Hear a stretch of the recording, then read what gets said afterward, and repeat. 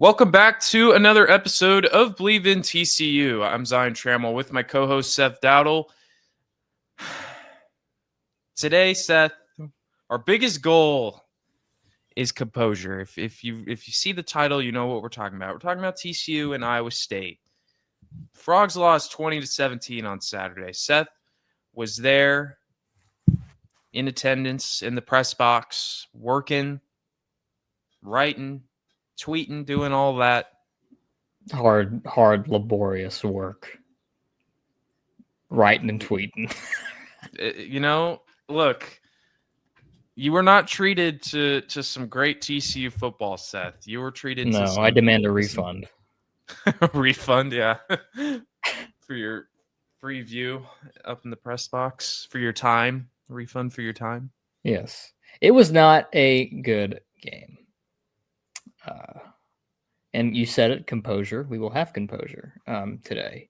To an extent. To an extent, of course, obviously. 20-17 if you didn't get to see the game. You should have. It doesn't matter if you have YouTube TV. This game was available for everyone to watch from the furthest extent of the earth. You could watch TCU play Iowa State, should you so have wanted to. And it was, for as much as TCU's uniforms were looking really good, the play on the field was not. And this is just one of those losses that we've talked about over the past 2 years, heck, even the past 3. I don't even want to call it inexplicable because it's not inexplicable anymore. It's not unexplainable. It's a completely explainable occurrence. This is something that has happened multiple times throughout the past 3 years. Well, TCU, who on paper is more talented, on paper has the better players, has their goals right in front of them, will put up a performance against a team that is inferior. And I don't want to say that too much about Iowa State because I think that they have good players too. Specifically, on the defensive line, I think they have some really good talent there. But man, Iowa State beat TCU where it sometimes matters the most. And I think this is kind of where you see this happening for TCU, where they're like, why can't we beat these teams that were more talented than? It's because you didn't get beat on the football field. You got beat on the sideline. You got out-coached by a coaching staff that put together a game plan that was better than yours. And that's what happened. Matt Campbell, I've long been touting his praises. Coached a heck of a game. His team was more prepared, more ready to play. And they won. You're pretty spot on there, Seth. And I wrote an article and I did say that TCU suffered an inexplicable loss, but you are right. That is something that, to me, the reason I wrote that is because I really was sitting there. I'm like, how on earth did we just lose to Iowa State at home? I think that TCU has looked much better at home offensively and defensively. And I'm not going to look, the last thing we're going to do in this episode is criticize the defense. We'll get to that in a little bit, but the offense as a whole and just the team has looked better at home. I can't explain how against a completely depleted secondary for Iowa State, multiple injuries prior to this game, and then during the game, they had multiple guys go down. The fact that we were not able to push the ball down the field and put up 17 points against the Cyclones, it makes zero sense to me. Now, Colton Deary, I think he came back in the second half. Yeah, did not play in the first half.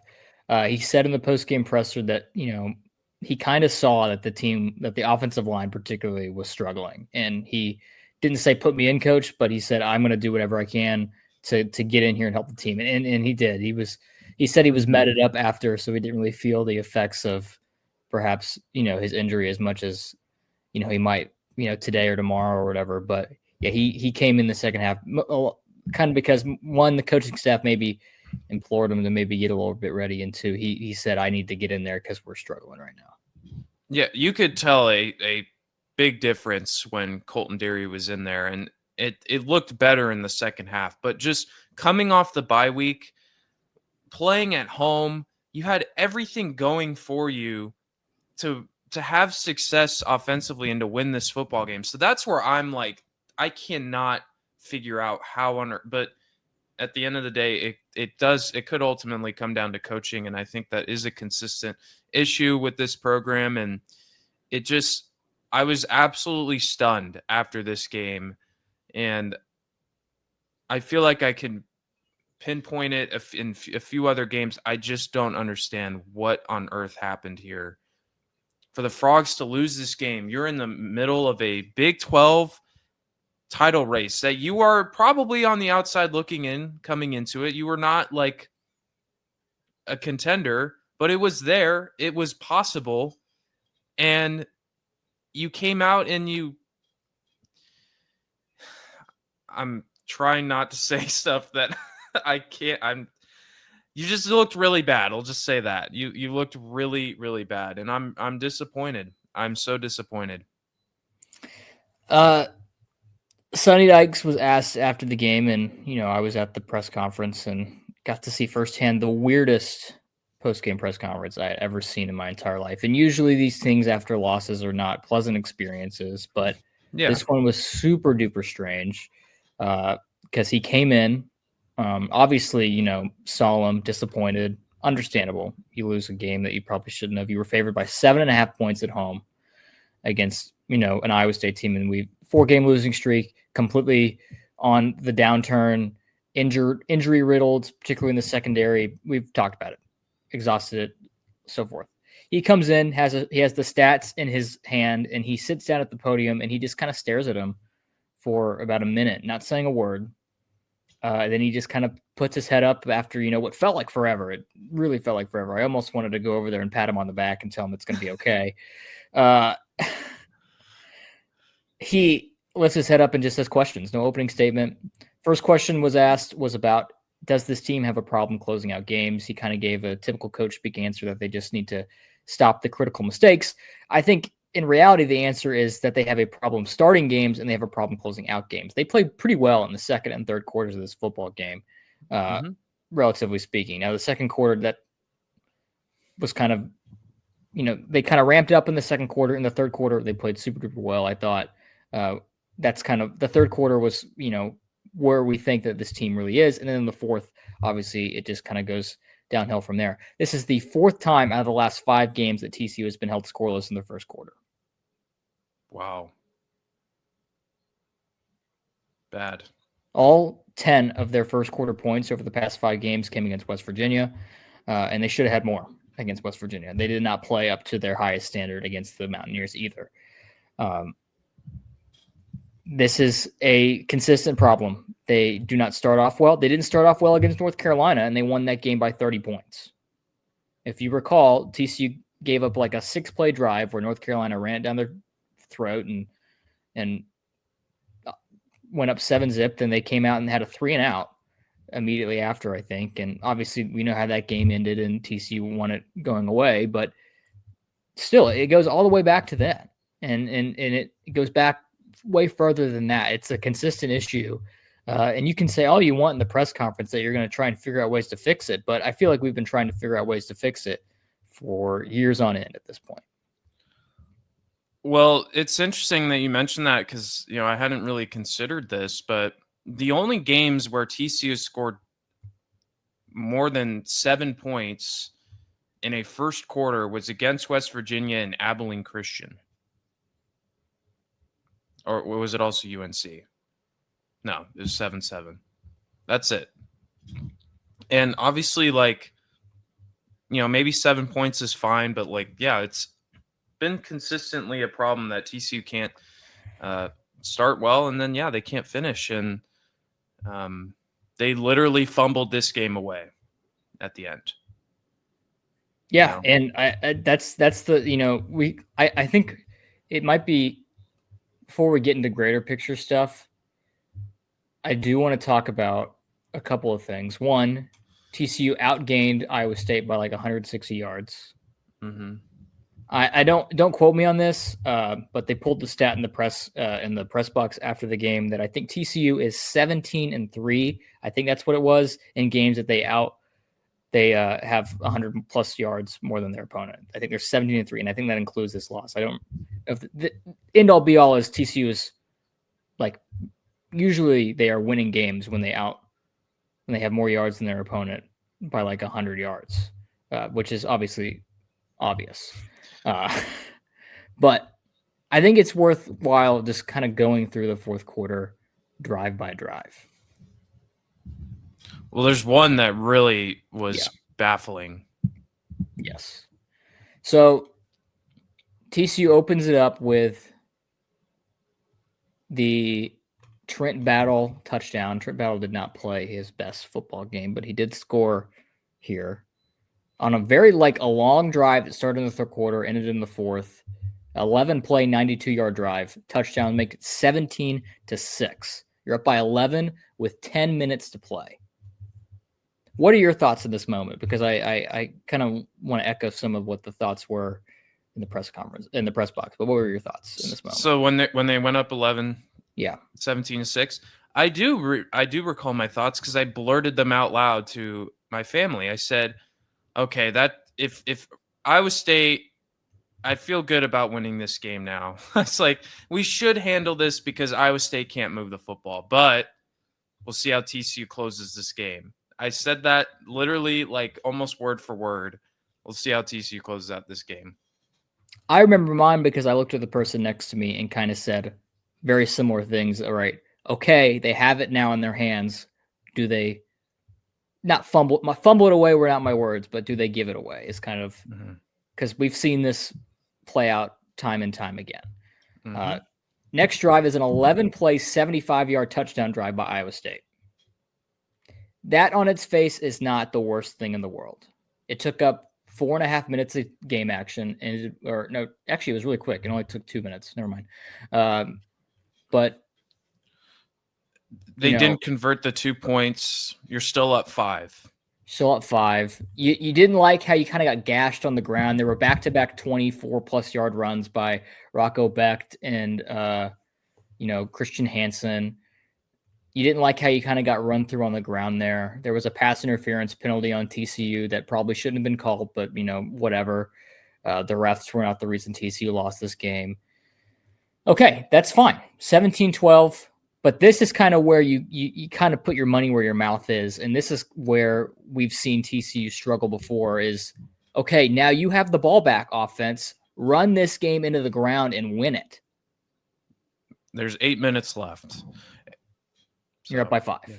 Yeah. Go. 3 plays, 7 yards. And it took 1 minute. We took 1 minute off the clock. And what play did they run on 3rd and 3 from their own 28? An incomplete pass to Eric McAllister. A slant. That everyone in the stadium, including Iowa State, knew was coming. Yeah, that's the drive I was talking about. I remember it specifically. And I think, Seth, it did take about 4.5 minutes for Iowa State to score. No, you're right. I in my head, for some reason, I thought there were 12 minutes. I've done a lot of high school football games lately. This is 15-minute game. Yes, you're right. 5-minute drive. So they moved it, but you thought, okay, yeah, here's a chance, 3 and out, and then if you wanted to continue. Walk-on freshman Aiden Flora for Iowa State took a punt for a touchdown. Walk-on freshman Aiden Flora took a punt for a touchdown for Iowa State. They took the lead. They didn't look back. They win the game. Aiden Flora. No disrespect to Aiden Flora, who this has to be the greatest moment of his life. Yeah, it sure is. Sunday Dyke said that they outkicked their coverage, which I guess is, It was terrible. I mean, they had a chance to get him though. A special teams play of nightmares though for TCU. TCU players were like running into each other. Yeah, running right past him on. Yeah, the lane integrity. I'm not a special teams We're no wizard or special teams gurus genius, over here. It's but that looked really bad. Like it looked like some middle schoolers trying to make a play. And I don't even want to talk about the punting in this game. Aiden Craw had 2 punts. One was like 30 yards, and the other was returned for a touchdown. It was just like this the worst special Yeah, teams game. TCU had rough a one for field Ethan goal from Craw. the TCU had a 25-yard field goal hit off an upright. By the way, lost by 3. Don't want to mention that. Anyway, TCU gets the ball back. Right? Yeah, Yeah, they TCU do. gets the ball back, Yep, and they're and moving. they're kind of driving right down the field. Mm-hmm. 13-yard pass, 12-yard run at the Iowa State 40 after 3 plays because Major Everhart returned the kickoff for 30 yards. And then Jeremy Payne, who honestly was TCU's best running back on Saturday, especially in the second half after Kavorian Barnes, by the way, got hurt, did not return. Jeremy Payne with TCU's best run of the game. Maybe could have been in contention for best runs of the past 4-5 weeks, but he fumbled. And Iowa State recovers at their own 12. And there was 5 minutes and 19 seconds left. And what were your thoughts in this moment, Zion? I thought it was over. Yeah. I genuinely thought it is over. And it was. TCU did get the ball back with 30 seconds left. Some pretty poor clock management, I will say. Not calling any timeouts before the 2-minute warning. Now, it didn't matter because you couldn't stop them. No. And this is kind of what Sonny Dykes alluded to in the post-game presser. He said one of the key things in the game, one of the key problems in the game for TCU was that they couldn't get off the field in critical moments. Referring to this, and also the touchdown drive by Iowa State. Iowa State was 8 for 16 on third down and 2 of 3 on fourth. Yeah, they did a really good job on third down. I'll give credit to Iowa State for that, and maybe a little critique on the TCU defense. But at the end of the day, they should just they shouldn't have been in that position in the first place. You shouldn't allow a punt return for a touchdown. I'm sorry, that's not something that at that point in the game should be or any point in the game really, but it really should not have happened there. Make Iowa State try to drive down the field again. And at the very least, if they kick a field goal, you still have the lead and you took time off the clock. But that gave them all the momentum to the Cyclones. And it's a case of TCU just failing to get out of their own way again, literally. I mean, I don't know. I would have felt confident that if Jeremy Payne doesn't fumble that ball, they could have scored a touchdown there. But that's exactly the issue is they should have done this. They should have done that. They should have won this game, but they couldn't get out of their own way. And it's driving me insane because this team is way too talented for stuff like that to be happening. I can't. I can't fathom how TCU is able to give away games the way that they have. Is it fair to say they haven't played good football since the lightning delay? There have been glimpses of good football, I will say that, but they haven't played a consistent good game since the lightning delay. I would say so, and it's again the second half looked much better offensively for TCU, but it just wasn't enough, clearly. So I would agree though. 14 points. Like we say it was looked better and looked good. But you scored 17 points against Iowa State. Yeah. Your defense gave up 12. Mm-hmm. You should win that game every single time. Yeah.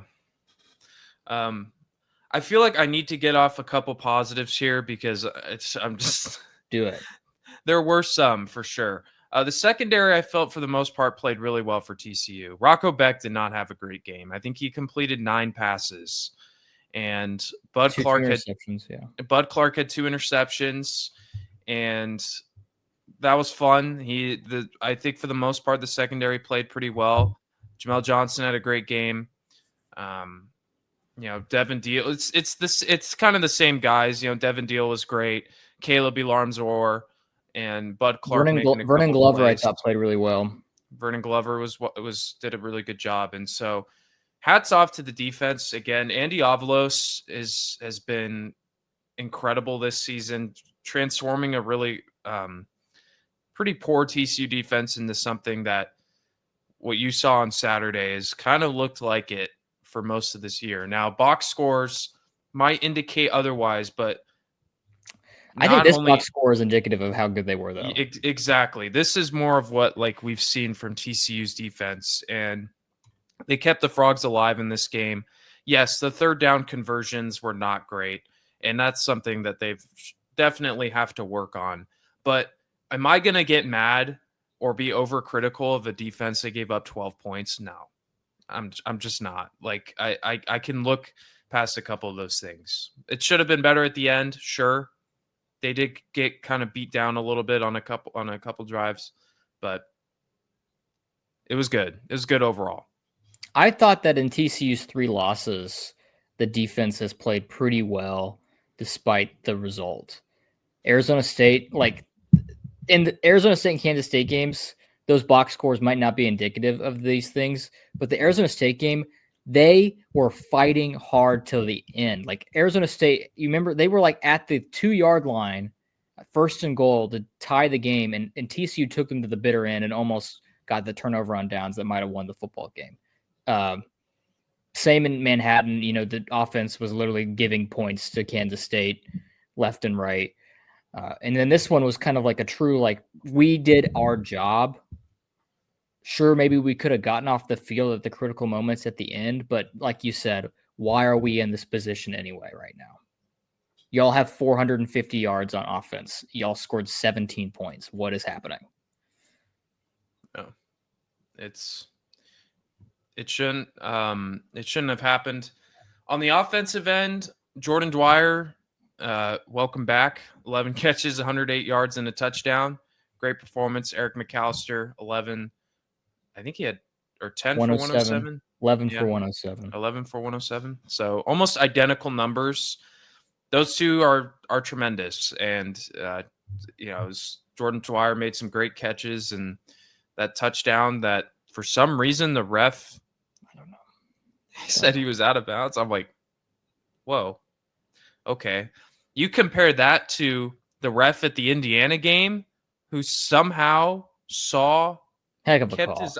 What a call! I mean, that was amazing. The fact Do that you he was think- able to call that a touchdown. Do you think he called it just so they could review it because he knew they'd review it? Maybe, but the way, like, if you look at the replay, he moved out of the way and was still like so laser focused on the feet there. I'm gonna give him credit there, but Yeah, you might be right. Good job. We'll give him Good job, credit. back judge. We'll give him credit there. But Jordan Dwyer, tremendous. Eric McAllister, great. I'll Joseph give him credit Manjack played healthy, Yeah. sighting, had a couple catches. there. Yeah, he had a good game too. 3 catches for 48 yards. Josh Hoover, 2 picks, 50 passes, was wearing a glove on his right hand. Sonny Dykes said that he got banged up earlier in the week, affected his grip a little bit, called it no big deal. And I will say, granted, I don't think any of the problems that Josh Hoover had in this game were because of his thumb. It was because he made bad decisions. Both interceptions were because he made bad choices, not because his thumb. And his throws did have zip on them. Like it didn't look like it affected him too much in that capacity. I missed the first interception because what was the game? Oh, No, it was Penn State and Indiana. Yeah, that game was running long a little bit, and so I go on your Twitter and you say Josh Hoover threw a pick. I'm like, what? What? Did the game just start? What happened? Well, it was a really quick, kind of fast-paced start to the game. Iowa State, their first drive takes 30 seconds off the clock, and they punt it away. And TCU kind of moving the ball a little bit, and then Josh gets pressured off the edge, kind of makes an ill-advised throw, tries to hit Major Everhart over on a crosser, and he just overthrows him. Gotcha. His second interception, and this was kind of a problem that I think Josh has had all year long. He had grass in front of him to run if he wanted to. He could have gained like 5, 6, maybe 7 yards, scampered out of bounds, and he didn't do it. He decided to play hero ball, and he threw an How interception. many yards? 5, 6, or 7. 5. Okay.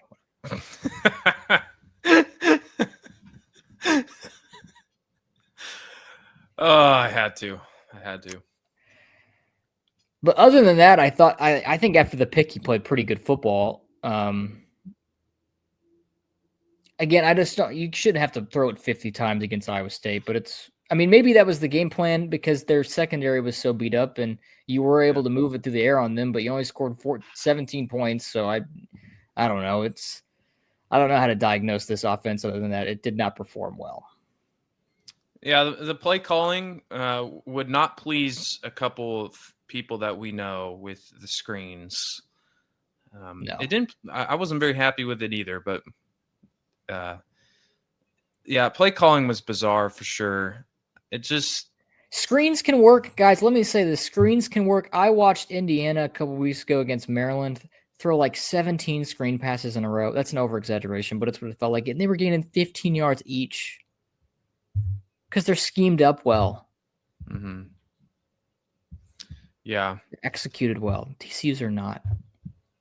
Yeah, there's definitely been a lot of criticism being flown towards the offensive play calling, and I will kind of agree with them there that it just it doesn't I don't know what it lacks. I guess it doesn't feel like anything. Yeah, it lacks a running game. It just doesn't feel very inspiring. That's kind of the word I was looking for. And it wasn't very great against. It wasn't very great against Iowa State, and it results in quick 3 and outs and giving Iowa State the football back. And so we've talked about this a lot, so I'm just going to be brief, but it's not built to finish out games, and we've seen it yet again. So no, it's not. I'm not going to beat that horse again, but I also think to a certain extent, this is an offense that Baylor and Art Briles started. First of all, the Baylorification of the TCU coaching staff is baffling, but that's neither here nor there. I just came up with that name, Baylorification. I'll just it seems like it's maybe not outdated, but maybe this specific version of it needs a little bit of a refresh. Well, it's funny that you say Baylorification, because it really does feel like TCU is pretty similar to Baylor. We just were 2 weeks behind them. Like, we beat Baylor, and that kind of sent them into this frenzy a little bit. But here we are 2 weeks later, or 3 weeks later, I guess, and we're kind of having the same conversations that a lot of Baylor fans were having. And so, not where you want to be. Yeah, it doesn't feel like TCU and Baylor are all that different. A lot of fan apathy, I'd say, between both teams, right? I think a lot of TCU fans and Baylor fans were kind of used to this degree of success, maybe TCU fans more so, where Gary Patterson, for 20 plus years, had this team winning 10 games or more at a pretty consistent basis. Yeah. And that became the standard, and that standard has not been met for quite some time. 3 years. 3 years ago, there was a blip, and that was it. And I'm grateful for that blip. Great blip. That was amazing. It's a fantastic blip. It was incredible. But it's just not the same right now.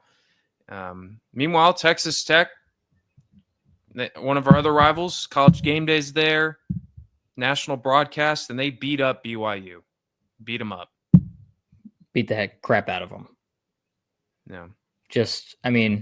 Texas Tech, we talked about in the offseason, I was a little wary about how this experiment was going to go.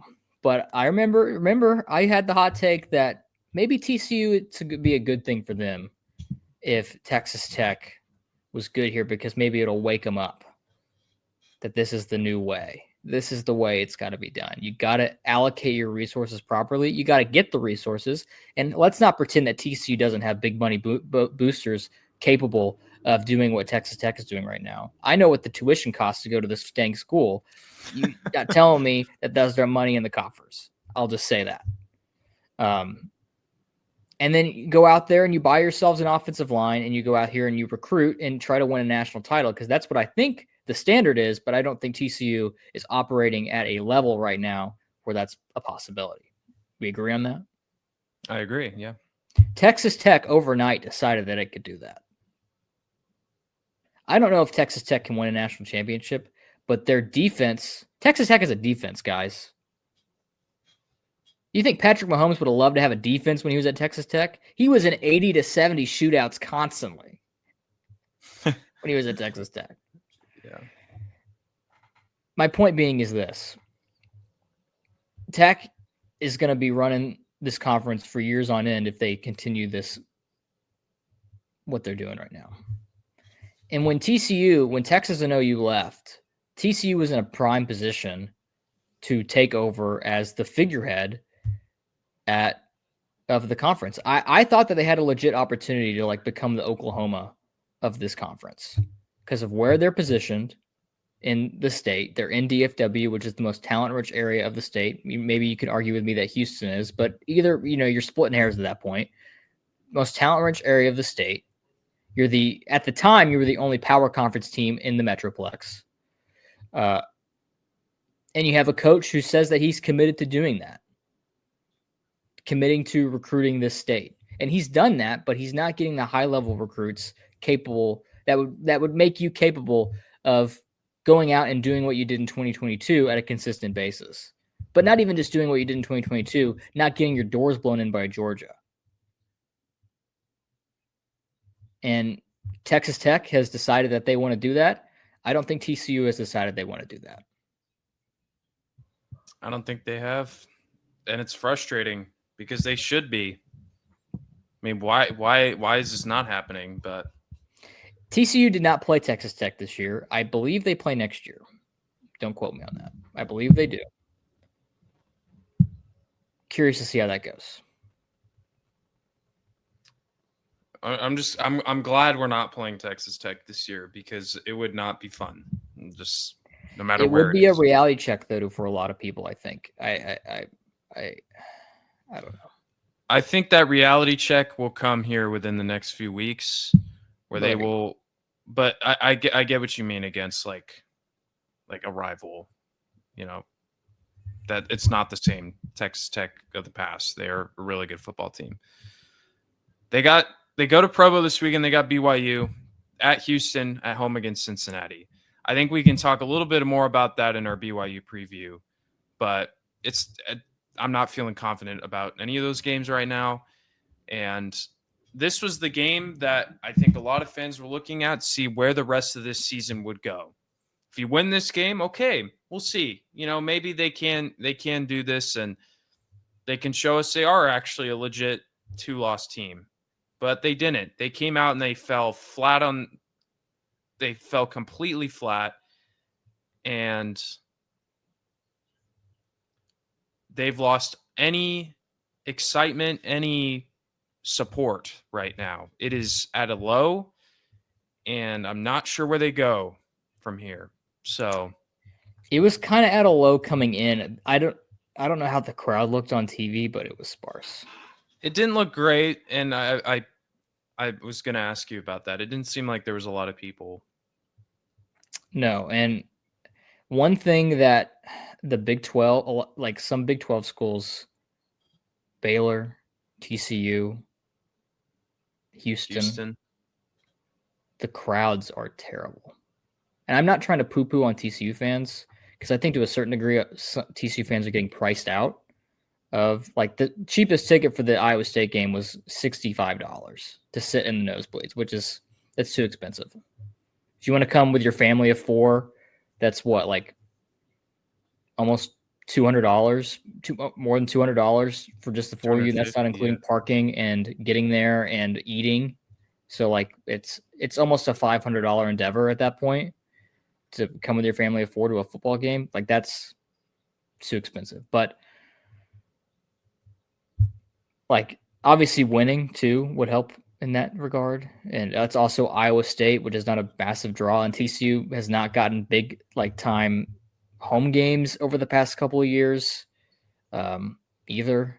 But man, yeah, it's not been a good look for the conference. I'll tell you that. What is a good look for the conference is what's happening in Lubbock, what's happening in Provo, what's happening in Salt Lake City. The thing is, though, two of those schools weren't in this conference a year ago or 2 years ago. Even Cincinnati. Heck, Houston's 8-2. I know their crowd is bad, but they're 8-2. You're telling me that TCU is getting passed up by these schools that weren't in this league, and Texas Tech is one of them. Texas Tech's been a mess for 15 years. They figured it out in one off season, maybe two. It's like last year they were making progress, but yeah. They have legitimate NFL players on their defensive line and more coming in. Like they're recruiting at a very high level. They're not going out and just like, yes, they hit the transfer portal hard, but they aren't going out and just buying new teams every year. They are hitting hard on recruiting and bringing in top-notch talent that's going to stick for a couple years at least. They're doing what Georgia and Alabama, obviously it's at the infancy level, right? And I'm not saying that Texas Tech is Georgia or Bama, but that's what Georgia and Bama do. Georgia and Bama don't do what Florida State did that 1 year, or what Florida State's always doing, and hitting the portal hard. And then the second the bottom falls out, the team quits. They recruit at a super high level. They supplement with a portal, and they win because of it. And props to Texas Tech for doing that. I think that is super cool that they are willing to go out there and have that oil money. But TCU has money too. They do. They do. They've got way too much money from me. So, and that I'm just one person. So. And it's spin on the fireworks that they launch off whenever they announce that there's 90 minutes to kick off. It's which is only something you complain about when you're losing, by the way. You don't complain about that when you're winning. That's kind of what I was about to say there. I think we hit it all there, Seth. A completely disappointing loss, and I think fans, players, you've even see it with Sonny Dykes. That was publicly, like his public expression in front of the media of just complete disappointment from what you've described. I can't even imagine what he feels when nobody's looking, when the cameras aren't around. So we will know. We said that we thought we'll figure out like what the season's going to look like with this game. How they respond next weekend or this weekend in Provo. I'm not expecting them to win, but if they look flat again, then we'll pack it up. I agree. It's just pretty bad right now. And I think this is as fed up as I can recall as being a TCU fan. I think there were moments last year, but Houston. It's starting to, Houston, I think was kind of the breaking point, but it's starting to stack up now, and it's not just kind of a one-off thing. It's happening multiple times now in multiple seasons, and we should expect better. This is not a standard here in Fort Worth where we're losing these kind of games. It just is not the standard. It shouldn't be the standard anywhere, but it especially should not be the standard for TCU. And it is right now, so it's Bad time ridiculous. with the Casino Royale. Bad vibes indeed, but we got through it, Seth. We did it, and Shout out to any last thoughts? Shout out to Matt Campbell. Heck of a football coach. I don't know how he has not gotten another job yet. That man is a wizard. Well, he could be looking at some offers from other schools. TCU. Sorry. This coaching carousel. But we'll see what happens. All right, that'll wrap things up here for this TCU Iowa State recap. 41 minutes of just letting it fly, and I wouldn't have had it any other way. I had two sentences of notes, and if it sounded like that, I apologize, but we let it fly. At the end of the day, I think it was more important to just get our thoughts out and not look at things super analytically. It just was a really frustrating loss. Later in the week, we will have a preview for TCU and BYU, as that kickoff is going to happen super late here in Texas, but that's besides the point. So we'll have that for you here in the coming days. We'd like to thank you for tuning in to this episode of Believe in TCU. You can follow us on Instagram, subscribe to our YouTube pages, or listen to us wherever you get your podcasts, all at Believe in TCU. You can also follow Seth and I on Twitter to get any updates or when episodes are dropping and all that. So for Seth Dowdle, I'm Zion Trammell. Thanks for tuning in. We'll see you guys next time. And as always, go Frogs.